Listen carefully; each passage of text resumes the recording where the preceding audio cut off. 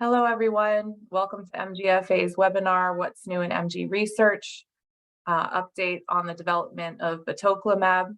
I'm Jenna Mbalo, and I'll be moderating today's session. Before we get started, I want to go over a few housekeeping items. Today's session will be recorded and available online after the presentation. Please put your questions in the Q&A box located at the bottom of the Zoom menu bar, and we'll get to them during the Q&A segment. I'd like to give a special thanks to our sponsors, Alexion, Argenx, Janssen, UCB, Horizon, and Cabaletta, and of course, Immunovant. And now we'd like to get started. I'll hand things over to our speaker today, Pete Salzmann. Welcome. Thanks so much, Jenna. Just pull up my slides here. Great. I'm really excited to have the opportunity to review some information regarding our clinical trial in myasthenia gravis with batoclimab. Maybe even more importantly, how we thought about the design for this trial and what we're hoping to accomplish in terms of advancing the field of clinical care for patients with myasthenia gravis. First, just a few words about Immunovant. Who are we as a company? Our vision is to enable normal lives for people with autoimmune diseases. We know that's a bold vision because many people with autoimmune diseases have constraints that make it hard to live a normal life. Even people whose medication is having a very good impact on their disease may have limitations because that medication may be difficult to take. If it comes via intravenous infusion or if it has to be given frequently, as an example. And then, of course, many other people with autoimmune diseases aren't able to get fully well with the existing tools and treatments that physicians and other healthcare professionals have for them. So our goal is really to try to get as many people as possible closer to normal lives. As a team, we, of course, have a lot of technical training. Drug development is a complex technical field, but we place as much emphasis on our culture and how we want to work professionally with each other and also with parties outside of Immunovant. And these three values describe the behaviors that we are working to instill in our company and that we look to hire for and that we try to reflect in all of our interactions. The first is that we love trailblazing. This is a field of a lot of innovation, and things are changing and moving fast. And part of trailblazing is an intention to do new things and create new opportunities, new solutions. But another part of trailblazing is listening and paying attention, and having a keen awareness of what's happening in the environment so that we're adjusting our path to new information. And that leads me to the second value, which is moving bolder and faster. So we want to be adjusting. We know that the standard of care is changing in many areas, what physicians expect, what people living with myasthenia or other conditions like myasthenia gravis expect, what payers or hospital systems expect. So in order to react quickly to the information we generate about batoclimab, or as importantly, to information we learn about what's happening in the environment, we need to be bold and we need to be fast. And then finally, because there's really many things to understand and to appreciate when developing a clinical trial for a rare disease and bringing that clinical trial to ultimate success, which is a positive scientific finding that results in a regulatory approval and availability of the product for people living with a disease. Not only do we need to have a lot of different technical expertises represented in our team, but we need those voices to come to the fore. And often it's the person who has the minority opinion in a group discussion whose voice is most important, because they might be seeing an opportunity or a risk that the group as a whole isn't quite as aware of. So we also work hard to make sure that we have a culture where everyone feels inspired and actually responsible to bring their unique perspective to the table so that we can ultimately have the best solution. that's about Immunovant perspectives. They're important, but probably the most important perspective comes from people living with the condition. We do work hard to understand how physicians think about treating myasthenia gravis or thyroid eye disease, which is also represented on the slide, or other indications for which we're developing potential solutions. We certainly think about the healthcare system because it's complicated, and we need to make sure that our solution fits into how the healthcare system is set up.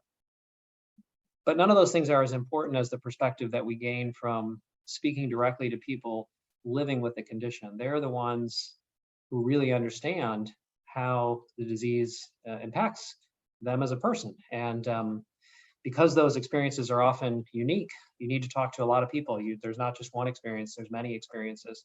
And we work very hard to really understand the perspective, to try to walk in the shoes of people living with myasthenia gravis in the case of the program we're discussing today. And then think about, how do those perspectives relate to our program? What do we need to do specifically in our drug development program so that at the end of the day, we can address the needs and concerns and hopes and desires of people living with the condition? So what have we learned about what people with myasthenia gravis are hoping for in terms of the treatments they have today or the treatments in the future? So I think when you look at the headers here, it probably looks pretty high level and might seem almost a little bit generic. But as you dive down into the sub-bullets, hopefully you'll see that there's some real nuance here and some real understanding of myasthenia gravis specifically. I'll start in the lower left-hand corner with tailored treatment options.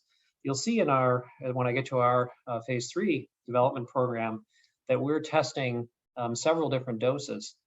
That's uncommon in myasthenia gravis research to date. Most other recently completed or ongoing programs are testing a single dose of the medication and comparing that to placebo to understand the benefit that particular medication at that dose can deliver.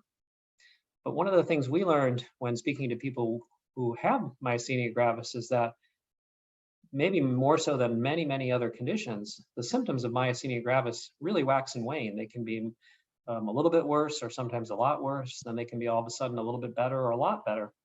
And that can happen over weeks, months, or years. Of course, this is a chronic condition. So having different doses of a medication approved for physicians to prescribe when it's appropriate to change that dose is something that we believe can really represent an innovation in terms of tailored treatment options.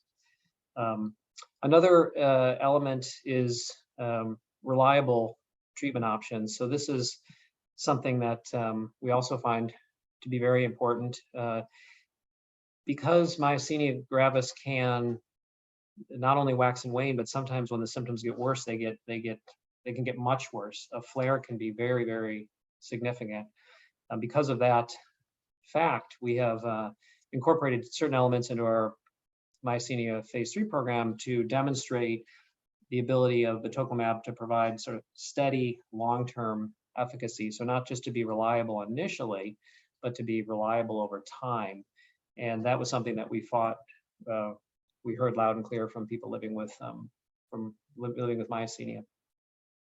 And then finally, one of the things that's very interesting about our program is that batoclimab was developed from the very beginning to be a medication that could be delivered by a simple subcutaneous injection. So this, I'll describe in a second what batoclimab is. It's an antibody, it's a biologic. And unfortunately, antibodies cannot be given today orally. They can't be given by mouth. And there's no technology that's in the near future that's going to enable that. So at the moment, if you have an antibody that works, many biologics are important parts of the innovation landscape in rare disease. They're going to be delivered by either an injection or an infusion. It's quite easy to make a biologic available by intravenous infusion. And the reason is because it doesn't need to be concentrated very much. And so the preparation work that's done to make a solution by IV infusion is much easier than the engineering work needed to deliver a medication in a small volume subcutaneous injection with a small gauge needle, something that someone could easily do by themselves at home. And the inventors of batoclimab, they had that in mind right from the very beginning.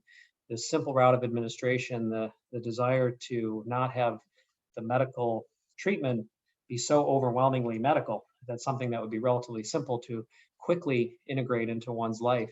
That was a vision that the inventors had even before Immunovant was formed, when they were working on this antibody.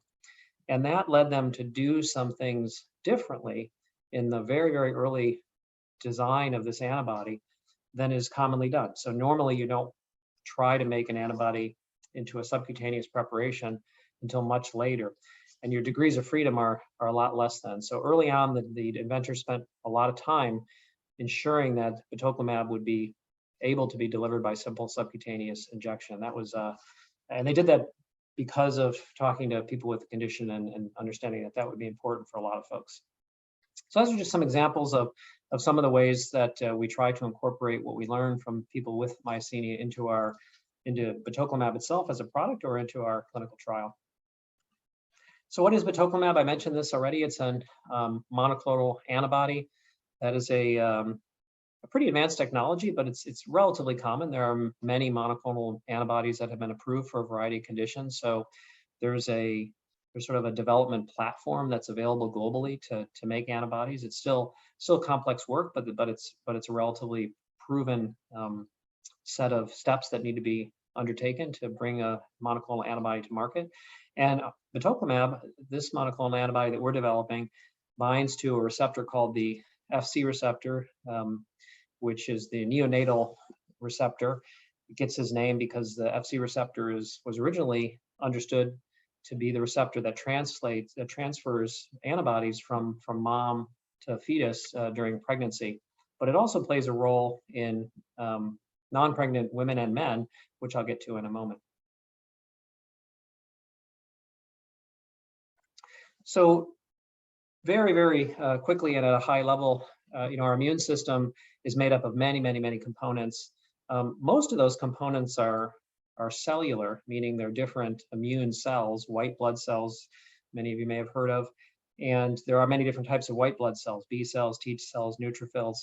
That's an important part of the immune system. There's another part of the immune system often called the humoral immune system, or the antibody, or the immunoglobulin portion. And these are proteins which are produced by certain immune cells, but ultimately are mostly free-floating. And the free-floating proteins in our blood and in our tissues come in different varieties. The most common of those varieties are a type of immunoglobulin called IgG, or immunoglobulin G. And the reason that the immunoglobulin G is one of the reasons it's one of the most common is because it's recycled by the FC receptor. So it stays in our body much longer because of a recycling process that involves the FC receptor that I'll get to in a second, actually now. So what does the FC receptor do in non-pregnant women and in men? It recycles these Ig antibodies, as I was mentioning. And without that recycling process, they would only last maybe hours or maybe days. But with this recycling, these antibodies float around in our bloodstream for a month, which is a long time for a protein. Most proteins don't exist that long. They're degraded back into their components, amino acids, and then they're available to make other proteins. But IgG stays along for a while. For most people who don't have an autoantibody condition, it's a benefit. Now, the immune system has so many other parts that the free-floating IgG is not the pillar of the immune system. It's not the most important part of our immune system, but it is plays an important role.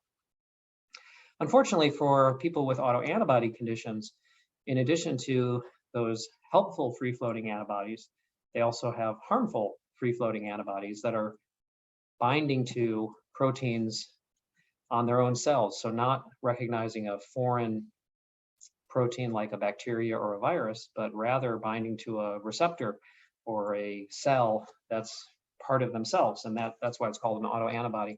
That causes a range of conditions. And as I'm sure most people on this call know, there are a couple different types of autoantibodies in myasthenia. They all bind in and around the junction between nerves and muscle cells and affect the ability of voluntary muscles to contract. So those autoantibodies or pathogenic IgG, they're the root cause of myasthenia and some other diseases. So someone had the idea probably more than 10 years ago that perhaps by blocking the recycling of IgG, then one could lower the concentration of these autoantibodies of the pathogenic IgG very, very significantly. And that would lead to amelioration of symptoms for people who had autoantibody conditions. And that was just an idea about a decade ago, but now there's been a lot of work in this area, and that work has consistently shown a positive correlation between lowering autoantibodies in classic autoantibody conditions and clinical response in a population of people. So what's unique about batoclimab? I mentioned already the fourth point on this list on the right, which is that it's available not only by subcutaneous injection, but simple subcutaneous injection. And by that, I mean a common small gauge needle that can be administered by the person themselves or a healthcare professional easily over a few seconds, versus some people may be aware of infusion, subcutaneous infusion, where a needle is placed under the skin and then some liquid goes in much more slowly. And then, of course, commonly there's intravenous infusion that we're probably all familiar with. So that's one key differentiating feature. The other, features of batoclimab that are important are in the middle there, which is it's one of the more, or for subcutaneous injections, maybe most potent reducer of IgG. And because it's so potent, then that enables dose tailoring, because you don't necessarily always need to use the most potent dose. You can use different doses, and I'll show you how we've incorporated that potency and the ability to give different levels of IgG reduction into our phase 3 trial. Finally, at the top, this is a characteristic of the class of anti-FcRn antibodies, not specific to batoclimab, but anti-FcRn therapy or FcRn inhibition offers the promise of a more targeted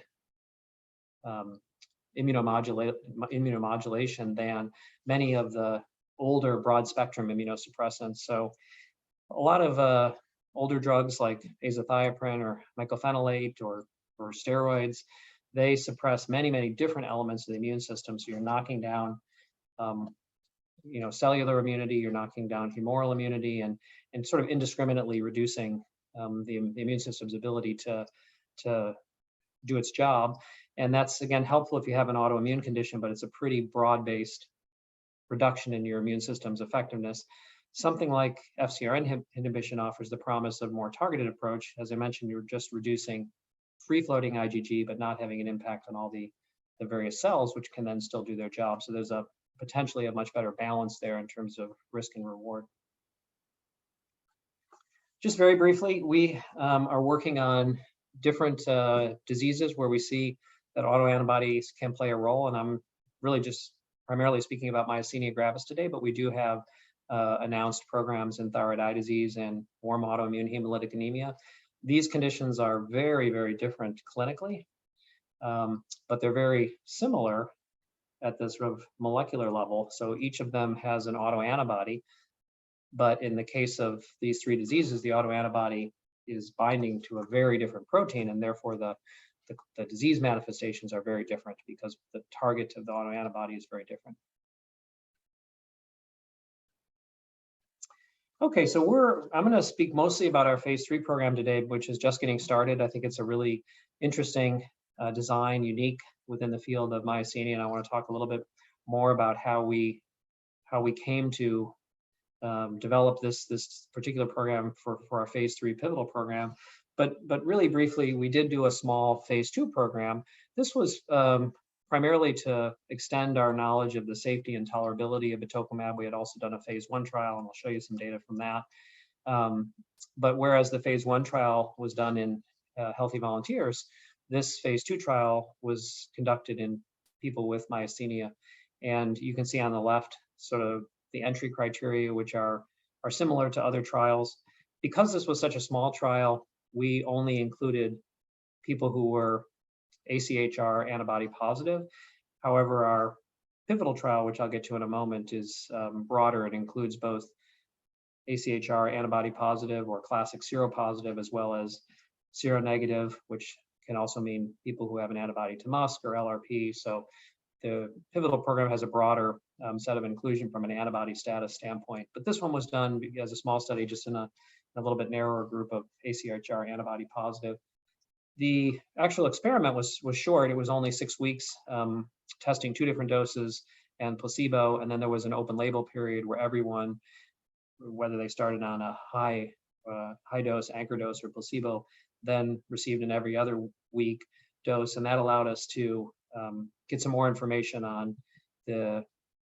how the different dosing levels would modulate the IgG levels in the body, primarily, since this was primarily a safety study, and then also gave us some insight into clinical response at different dosing levels. All that was taken into our phase 3 trial, which I'm going to show in a second. So this is maybe, I showed you the picture of batoclimab with a few key points. This is probably the one single most important scientific data slide with regard to batoclimab, because it applies, the learning and insights from this slide can be applied to many different conditions.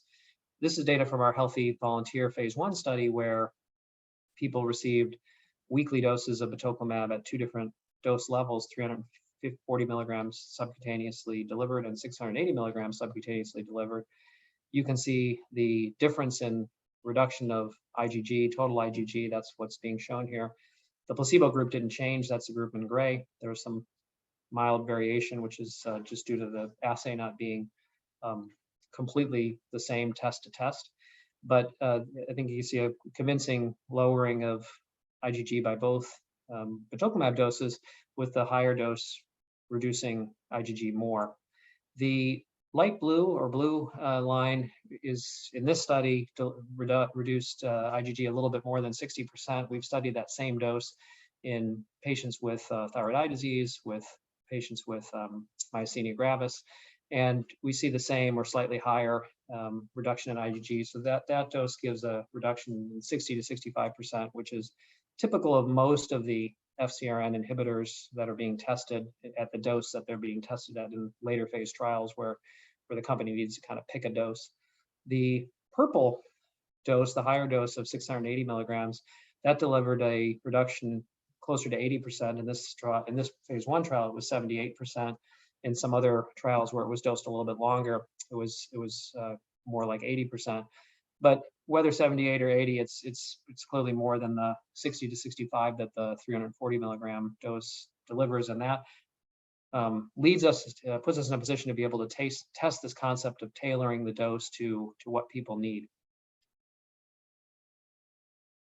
So we completed this phase 2 trial. We also, as I mentioned early on, that try to pay close attention to what's happening in the environment.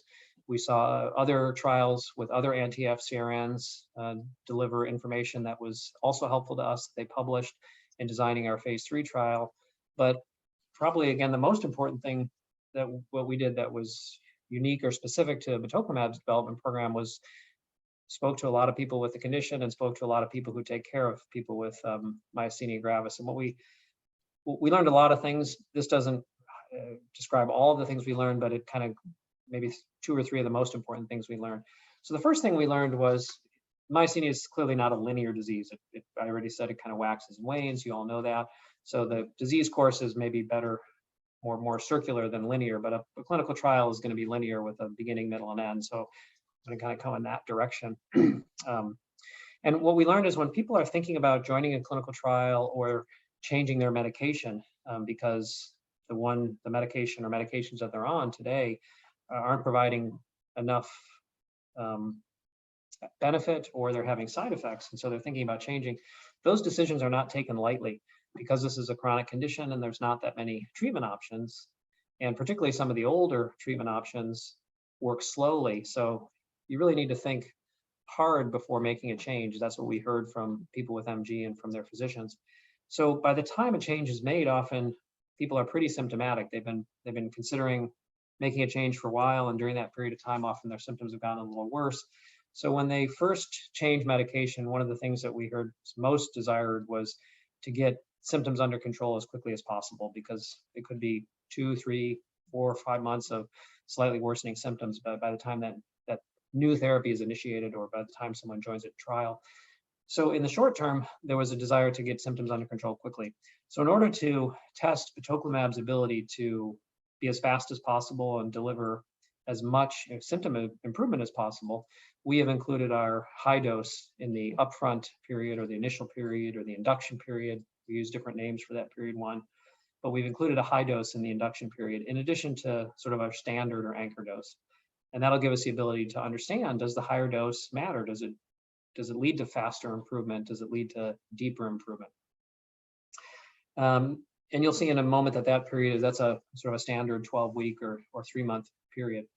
For people who then achieve a degree of symptom control, again, whether it's in a clinical trial or just in the real world after having changed their medication, what we heard is then what they would like is to keep that consistent. So stay on the medication, ideally, to keep the symptoms under control.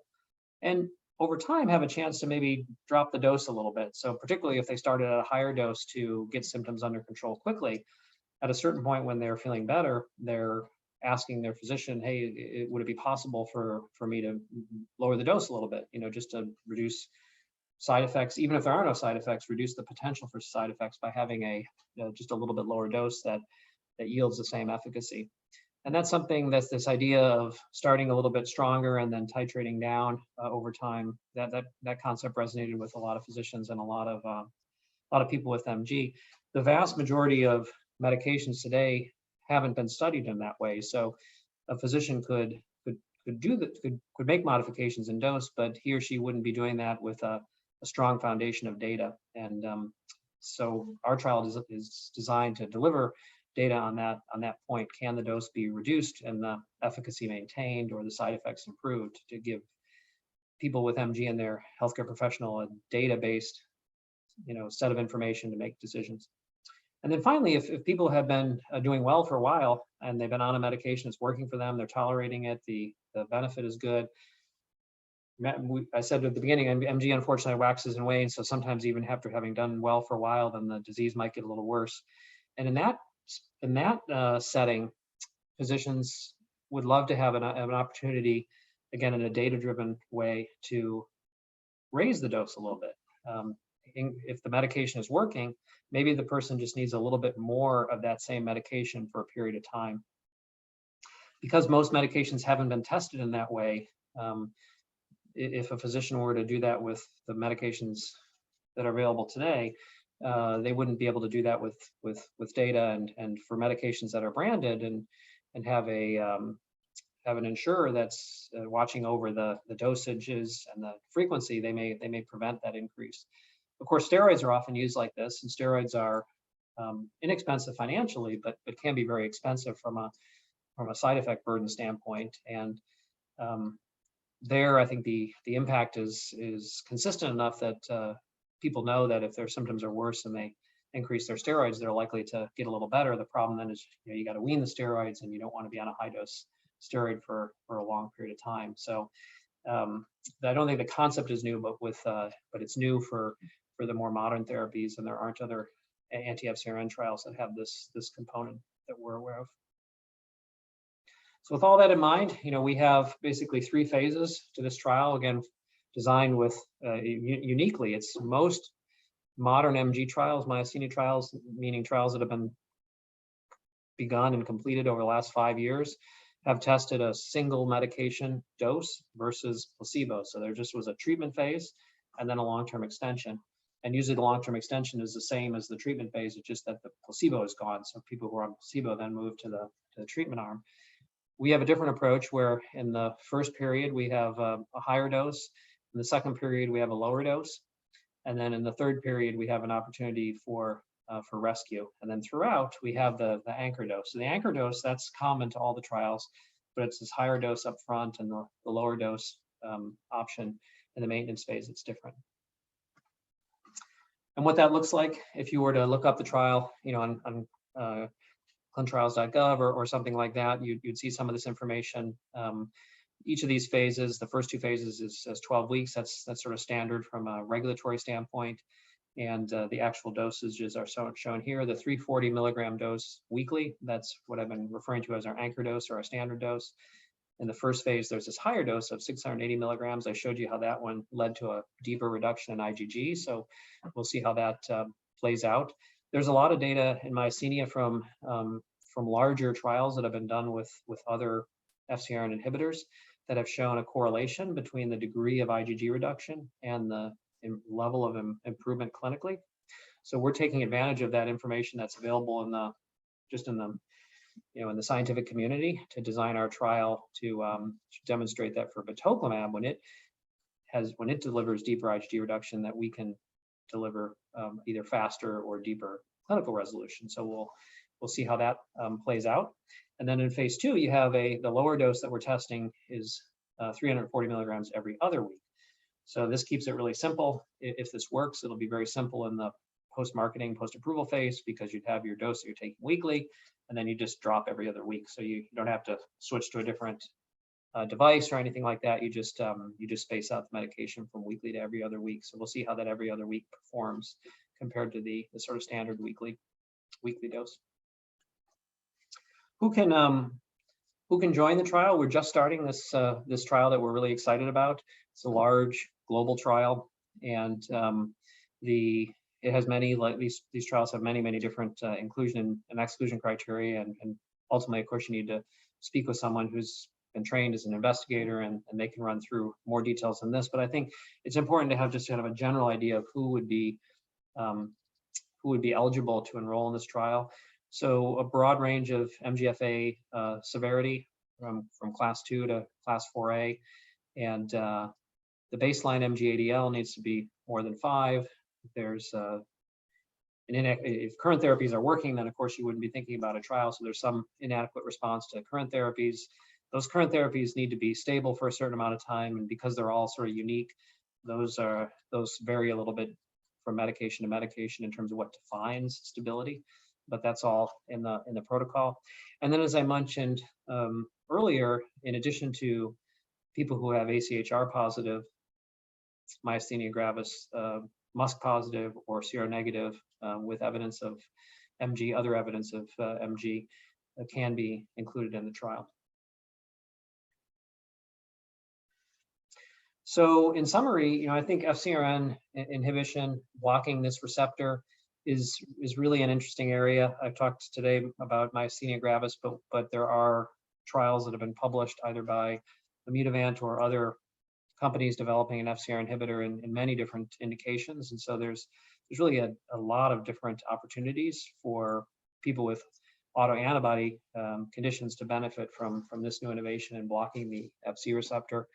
Batoclimab is a important asset in development within that anti-FcRn class, and because it was designed from the very beginning to be delivered as a simple subcutaneous injection, because it's shown to deliver deep IgG reductions with manageable doses. Those two things put together have allowed us to develop a set of clinical trials where we can test tailoring so that ultimately physicians and people with the condition can find the right dose for themselves. And as I mentioned, we have an MG trial that's in phase 3 and is currently enrolling. We have a website set up to learn more about batoclimab. It's at this URL on the screen. And with that, I'll say thank you for your attention during this section of the discussion, and then we'll turn it over to Q&A and ask Jenna to help me facilitate there. Hi, Pete. Thanks so much for that. It was great. So one of the questions is about enrollment. So I see that you posted the link there. Is there anything else that you can share just in regards to details about enrolling in the trial that people should be aware of? Right. So, we're at the very beginning of starting the trial up. So we'll be adding, sites all throughout the country, over the next months. So finding a clinical trial site that's close to you, it will be important for folks. We do have a, and like before you said, the second thing is most people probably have a treating neurologist that they have a lot of confidence in, and that's an important part of their overall care. Not every neurologist runs clinical trials, but most of them have clinical trial specialists with whom they work, and so working with your treating neurologist, if they're not somebody who does clinical trials, to talk about, well, with whom do they work when they want to get people enrolled in a trial. That's an important consideration. Sometimes, depending on where you live, if you're in a little bit more rural area, you might be a little bit farther away from a clinical trial site, and we do have a sort of a transportation service that we provide for people who qualify and who decide to enter the trial throughout the trial period, so that need to arrange transportation, which can be pretty burdensome, particularly if you're quite affected, is not something that people in the trial need to worry about, to try to make at least that component a little bit easier. Thanks. That sounds like a great resource. This next question is, how is this treatment different than other new treatments that are coming out on the market? Yep, great question. So I'd say there's sort of three big categories of medication that are being designed. And batoclimab, as I mentioned, is a Fc receptor inhibitor. It's in that class. The two other major categories of medications that are being studied for myasthenia gravis are complement inhibitors and then B-cell inhibitors. And it's really kind of all, they sort of address the chain of the autoantibodies. So the autoantibodies are made by B cells. So one way to reduce the autoantibodies is to sort of turn off the B cells. And that's a little bit more extreme modulation of the immune system than just eliminating the free-floating IgG, at least theoretically. The FcRn inhibitors reduce free-floating IgG, but if you get an infection, your B cells are still all intact, and so they can make new IgG. If you have a B cell inhibitor, then you have your whole system's a little bit more turned off.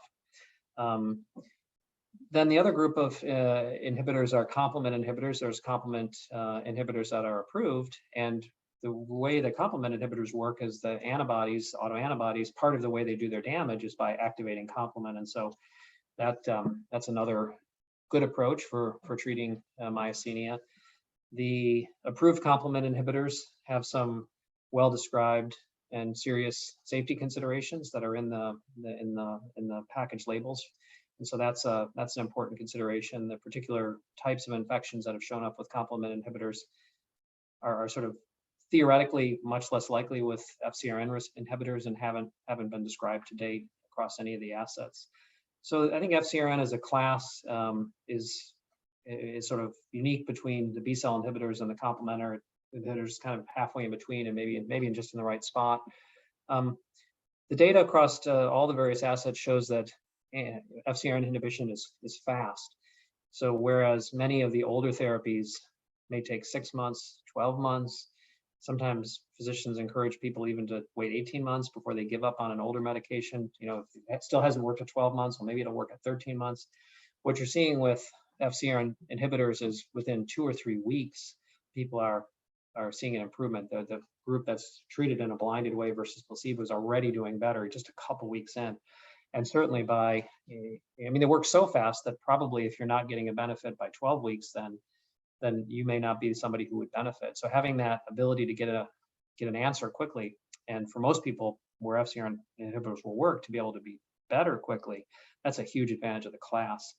So within the class, what's the unique thing about batoclimab? It's really those 2 points I mentioned, that it's the only one that was designed right from the very beginning to be a simple subcutaneous injection. So many of the other trials are intravenous infusion or like a subcutaneous infusion, which is a little more complicated. And then the potency allows us to do this higher dose, medium dose, and low dose to kind of get the dose just right. That's not easy to do if you don't have as potent of an antibody. Thank you. This next one it's very exciting for those of us that are seronegative that you are including seronegative patients in the trial. Are there any parameters for those that are seronegative to join? I mean, the main parameter is just that the diagnosis of myasthenia gravis is certain, and that's a little bit nuanced depending on which variation of seronegative people are. But other than that, there's no difference between the seropositives. So our trial, like pretty much every other pivotal trial, does require people to be moderately symptomatic. So if you're only mildly symptomatic, then you wouldn't get into the trial, whether you're AChR positive or seronegative. But if you're moderately symptomatic, that's, I think, the kind of person who'd be thinking about, a clinical trial could make sense for me. And you're seronegative, there's really not any extra hoops that need to be jumped through versus somebody who is seropositive. Okay, that's good to know. Could you please explain why the graph which compared the result? Could you please explain the graph which compared the results? It looks like max level of improvement only occurs at 4 weeks or so, and then symptoms return after that. Right. Very, very perceptive. So let me go back and talk a little bit about this. So this trial was a healthy volunteer trial. So this is not a symptom graph.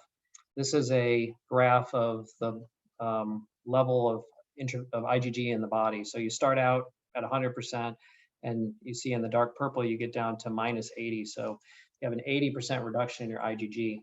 In this particular healthy volunteer trial, the medication was only given 4 times at week 0, 1, 2, and 3. So the last dose that these healthy volunteers got was at week 3. Why did it go out to week 8? Well, this was a safety study and also a bioavailability and bioequivalence study, and we wanted to understand what happened to IgG after the medication was stopped. That's an important consideration for any medication to know, like, well, okay, if I need to stop taking it for some reason, how long until not only the antibody washes out of my system, but its effect goes out of my system. And in this case, if you stop the medication, the last dose is at week 3, which is the 4th dose. 5 weeks later, you're getting close to normal. You're not fully normal, but you're back to normal. So the implication for this is one thing which I think is very good, which is if you're on a FcRn inhibitor, if you're on batoclimab and you need to stop it, then the effect will wash out pretty quickly if you stop. But the other implication is that FcRn inhibition, I think, needs to be given chronically. And every FcRn inhibitor has the same curve. So the fact that the IgG recovers when you stop the medication, that's the same for all the FcRn inhibitors. So the implication, I think, is that you're going to need, if you want steady symptom control, you're going to need steady medication. Now, you may not need the full high dose for a long time. Our phase 3 design is testing the idea that after a period of suppression at a higher dose, you can lower the dose, and then that will be, it may not be kind of enough at the beginning, but it'll be enough for maintenance. And the other astute observation is that this curve, although it's showing IgG levels, does correspond to MG-ADL, which is the most common patient-reported outcome used to assess the clinical response in MG. So it's true that if you start and stop the medication, your symptoms are going to kind of go away and then come back. And that's why we designed our trial to be steady therapy versus cyclical therapy. Thank you. This next one is your study with or without a patient's present treatment? With or without? I totally understand the question, Jenna. Sorry. A patient's present treatment. So I believe it's asking if they're on treatment at the time. Yes, their current, the technical term I usually use is standard of care. Sorry, but you've expressed it in a more simple and straightforward way. So the patient's present treatment, yes.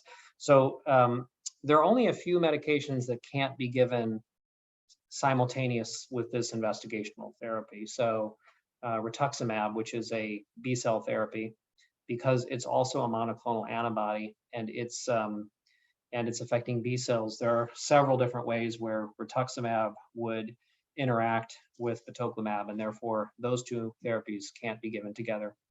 The other therapy that's used commonly in more severe cases that cannot be administered together with batoclimab is IVIG.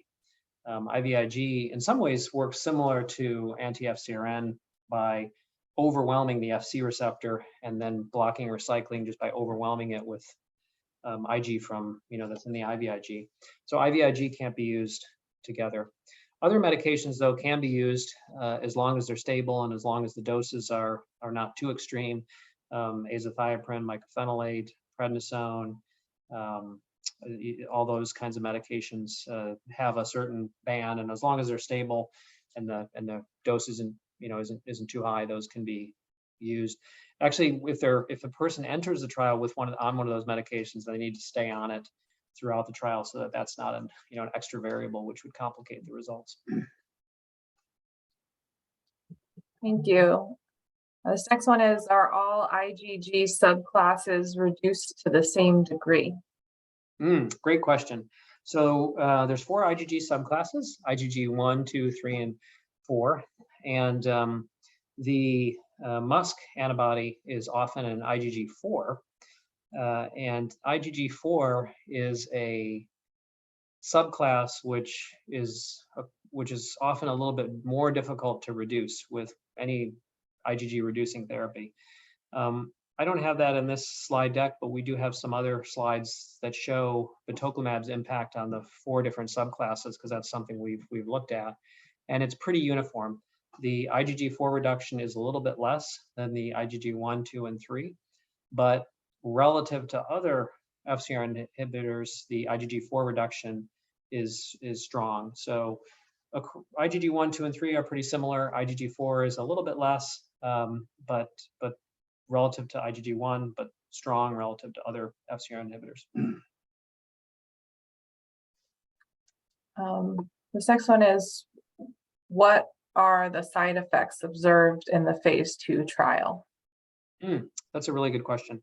So the main side effect that we observed with batoclimab is that albumin, which is a blood protein that has a lot of different roles, including kind of maintaining your blood circulation, your blood pressure, that albumin was reduced not nearly as much as IgG, but it did drop in a dose-dependent fashion in the phase 2 trials and also in the healthy volunteer trials.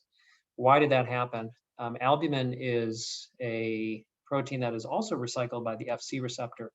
So the blocking of the Fc receptor not only reduced IgG, but it also reduced albumin. Albumin binds to the Fc receptor in a different location, so the blockage wasn't nearly as strong because batoclimab is targeted to reduce IgG, but it does go down. What did we observe in terms of that's just a blood test, so but what about a side effect for people? What did people who had a lower albumin experience? And there are sort of 2 things, and it depended on the dose.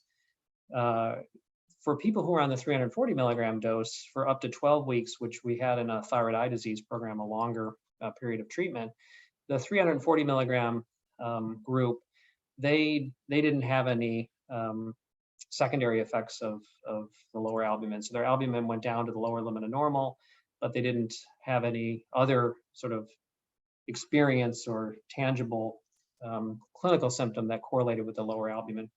For the people who are on the higher dose, the 680 milligram, some percentage of those people got some swelling around their ankles, which is called edema.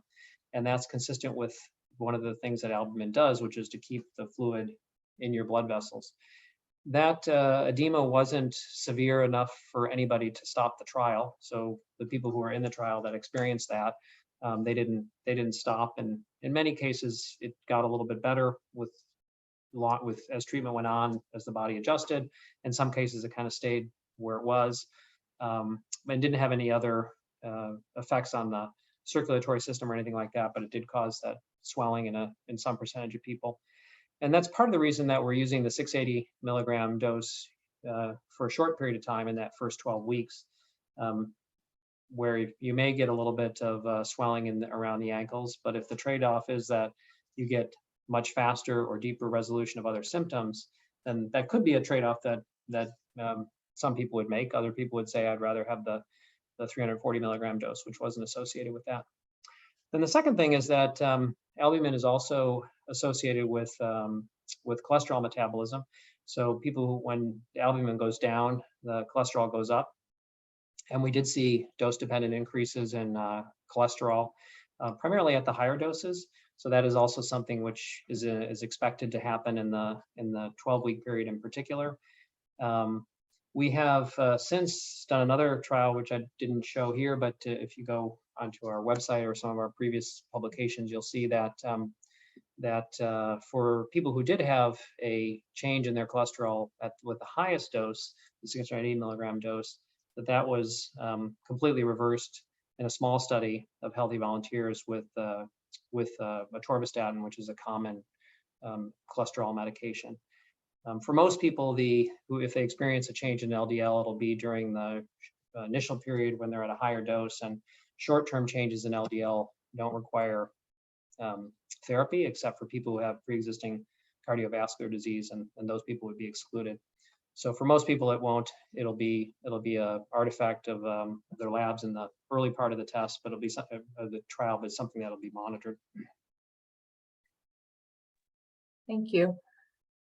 This other question is, have any adverse effects been seen on liver enzymes during the trial so far? No. That's a common thing with small molecules, and it's a really important, every clinical trial has liver function monitoring, because many small molecules, many chemicals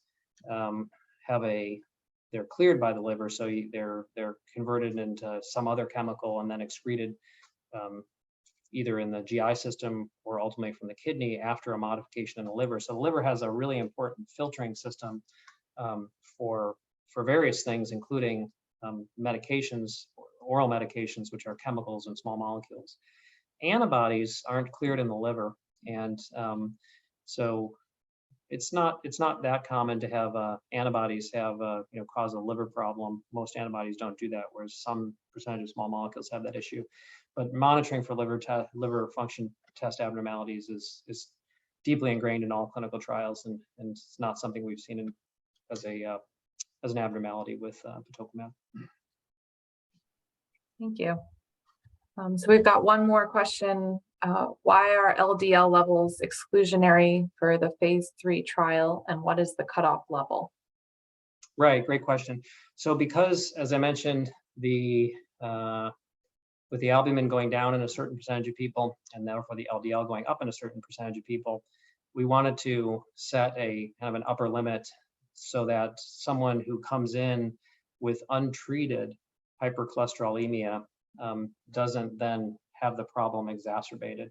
So we have two thresholds, and I think one of them will be the more important one. So if you have pre-existing cardiovascular disease, which is not common, so this is someone who's had a heart attack, or they have a imaging study that shows disease of their blood vessels, that kind of thing. If their entry at the time of screening, their LDL is more than 190, they really need to get that treated just for their overall health. I mean, that's not a good place to be if you have cardiovascular disease and your LDL is over 190. So somebody like that would kind of fall into the general category of most clinical trials, which is you need to be generally well, except for the condition that got you into the trial. That wouldn't apply to too many people.